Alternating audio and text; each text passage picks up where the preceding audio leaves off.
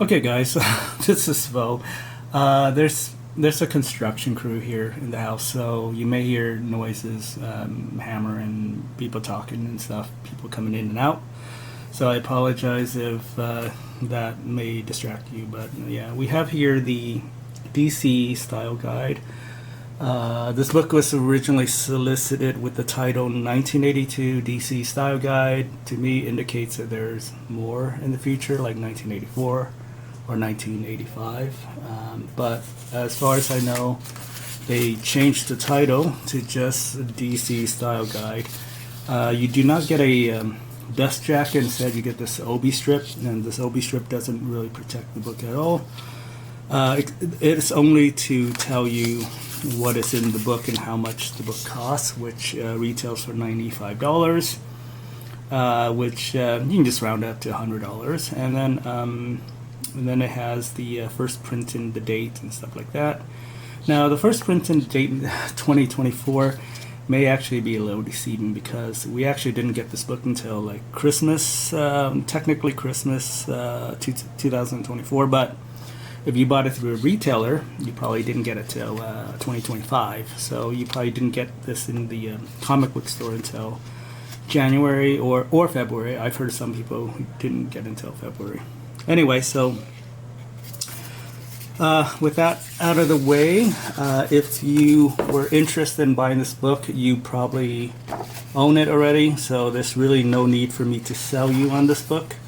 This book is obviously a kind of like a grail of a lot of DC Comics collectors, especially those who love Jose Luis Garcia Lopez's art, because the DC this style guide was basically where everybody uses references from Jose, and he kind of defined the DC art for a long time until they got rid of the style guide. So here we got a picture of the DC staff at their meeting in 1982.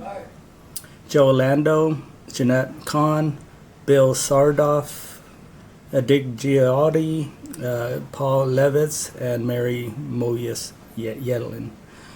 So this is the DC staff, basically. It's not large, but it's also not small. And then we have an introduction by Paul. There's an interview with Jose, and a little write-up from Dan Greenfield from 13 Dimension, which helped promoted this book. And as you can see, a lot of the back pages are blank, and in fact, if they were to print front and back, it'll probably be half the size of this book. So what they do show in the back, which is this, is the back of these folder tabs, which, so you can see the folder tab here. To me, this is not necessary. You can leave this blank, and I wouldn't really care. In fact, actually, to save the blank pages, print this on this side. I know for somebody who's a one-to-one perfect copy, that doesn't make any sense because you want it exactly the same copy as the DC style guide. But my point is to save some trees. They can print front and back. That's fine with me. Now, if you notice, the color is kind of gray on white. The white pages does kind of annoy me because it doesn't match the gray. I also think the 3-hole binders annoys me, but that's obviously they're going for a one-to-one replica.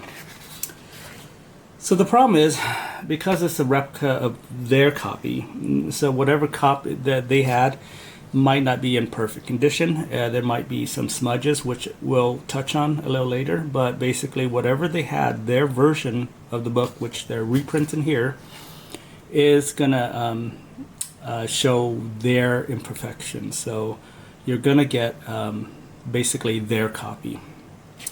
And so, as you can see here, you can't really see it from the camera, but I can see it with my eyes. So there's ghost in text on the back of there. So you can see Super Friends apparel, but then I can see ghost text in the back, and that ghost text is actually this page here. But to me, they could have made an effort to clean up the ghosting that I see here.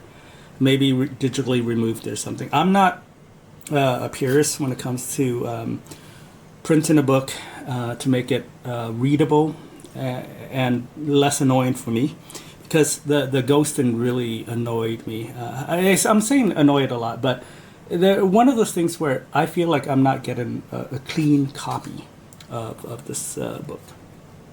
And it's sad to say, but I am a little let down by that, because I guess when they solicited this book, I didn't read clearly enough that this is a copy of their version. So this is not their version, which is the source that they're using. It is not like 100% perfect, you know. So so I guess my point is, I wish DC had put this book together, because DC would have had the source material. They would have put together a perfect book. But right now, what we have here is probably the next best thing. But the next best thing costing $100 is not something that I'm too happy about.